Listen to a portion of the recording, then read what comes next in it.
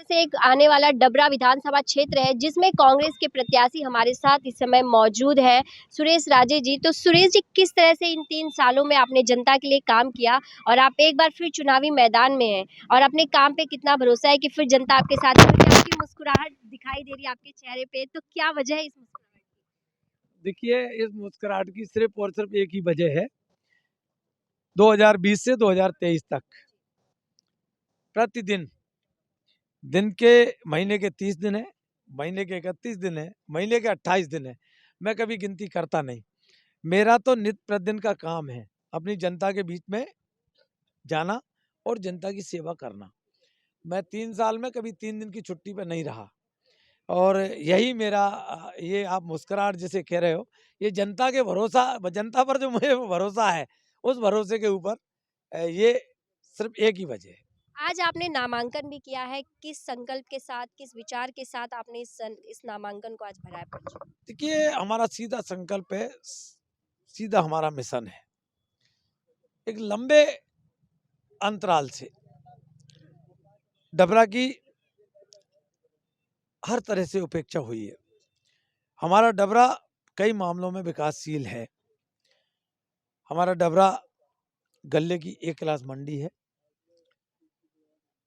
सन 2000 में मेरी माँ जब मंडी अध्यक्ष बनी, उस समय आय के मामले में प्रदेश में एक क्लास की मंडियों में शुमार हुई।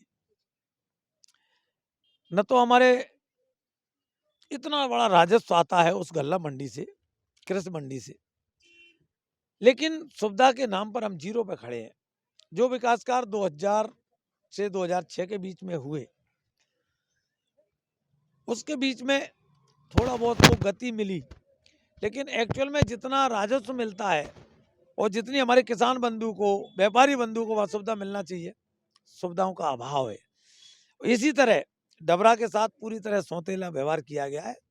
डबरा में उद्योग धंधे के नाम पर हमारा सिर्फ प्राइवेट सेक्टर के जो लोग हैं, अभी कुछ राइस मिल वगैरह, कुछ हमारे यहाँ थोड़े 2-4 बड़े प्रोजेक्ट लगाए हैं लोगों ने, लेकिन वो प्राइवेट सेक्टर कब चलेंगे? जब उनको समय पे बिजली मिले। अगर वो बिजली नहीं मिलेगी तो जो दुर्दशा आपको पता है कि हमारे मालनपुर एरिया की हुई है, वो फिर कभी ये उद्योग धंधे आज क्या है, किसी घर का पैसा नहीं है, ये बैंक का पैसा है। और बैंक का पैसा किसका पैसा है? जनता का पैसा है। अगर उद्योग कोई फेल होता है तो उसका सीधा इम्पैक्ट जनता पे जाता है। तो आज आप लोगों के बीच गए हैं, आपने जनसंपर्क किया है, जनता के बीच जाकर आपने किस तरह की समस्याओं को सुना है और आपको लगता है कि जनता एक बार फिर आपको मौका देगी तो उन समस्याओं को खत्म करने में आप कामयाब भी होंगे? देखो, जब छोटे स्तर की समस्या की बात है तो मैम, प्रधानमंत्री आवास के लिए बड़ा ढिंढोरा पीटा जाता है। प्रधानमंत्री जी ऐसे कहते हैं जैसे आज से पहले भारत में कुछ हुआ ही नहीं था, और जो कुछ हुआ है वो 2014 के बाद हुआ है। हम कहते हैं 2014 के बाद आपने कुछ किया ही नहीं है। आप कहते हो कि मैं सबको आवास दे दूंगा, छत दे दूंगा। मैं जहाँ जहाँ से होकर आ रहा हूँ, मान के चलो 200 घर की बस्ती है, और 200 घर की बस्ती में अगर 10 प्रधानमंत्री आवास नहीं दिख रहे हैं तो ये सीधा सीधा सरकार का फेल्यूर है। और ये डबल इंजन की जो सरकार कहते हैं ना अपने आप को, ये तो पूरी तरह दोनों ही इंजन फेल है। आगे का इंजन भी फेल है, पीछे का इंजन भी फेल है। लेकिन अगर कांग्रेस की सरकार आती है तो क्या सभी को छत देगी, सभी के सर पे? देखिए, जो जिस तरह का भ्रष्टाचार प्रधानमंत्री आवास में हो रहा है, क्योंकि हमने उसको बहुत नजदीक से देखा है, हम समझ सकते हैं कि उसे कैसे रोका जा सकता है।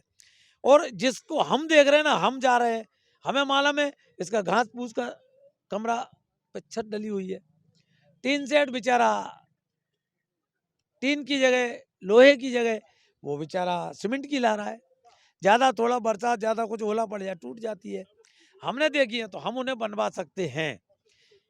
बनवाना किसे है? सरकारी तो बनाएगी ना, क्योंकि एक का पैसा नहीं है, दोनों सरकारों का पैसा है। तो दूसरा, गरीबी रेखा के कार्ड ये सरकार ने लंबे समय से बंद कर दिए हैं। इस कारण बेचारे जो एक्चुअल में गरीब है उनको लाभ नहीं मिल पा रहा है। ये तो हो गई छोटे स्तर की बात। अब आते हैं बड़े स्तर की बात पर। हमारी सरकार बनते ही हमारा पहला प्रयास रहेगा कि डबरा में कन्या महाविद्यालय की सख्त जरूरत है।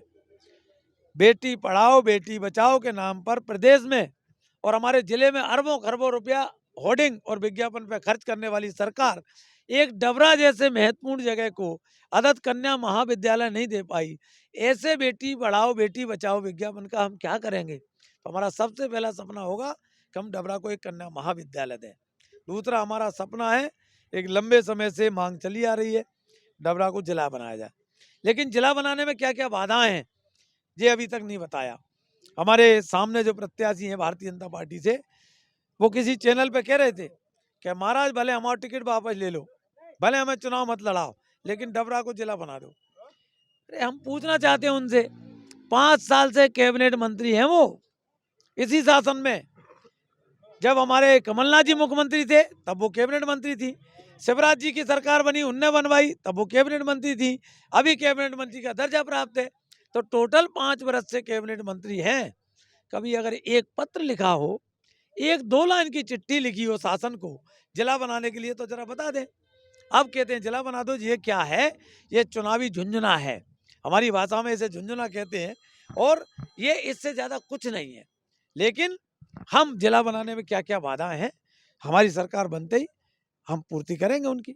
आपने इमरती देवी जी की बात ही कही है, तो ऐसी मैंने एक और बयान सुना है उनका, जिसमें उन्होंने कहा है कि 3 सालों में उन्हें एक काम जो किया 1% भी अगर वो दिखा दे तो वो मानेंगे। उन्होंने आपसे ये सवाल किया। मैं आपके माध्यम से उनसे कहना चाहता हूँ, 3 साल के मेरे कामों की जो लंबी फहरिस्त है उनको पूरा मैं आपको तो आपको व्हाट्सएप कर दूं, उनको भेज दूंगा, जरा पढ़ लें। अगर मैं मान जाऊंगा, सिर्फ वो पढ़ के बता दें कि मैंने जो काम कराए हैं, सिर्फ उनको पढ़ के बता दें वो कि ये कौन कौन से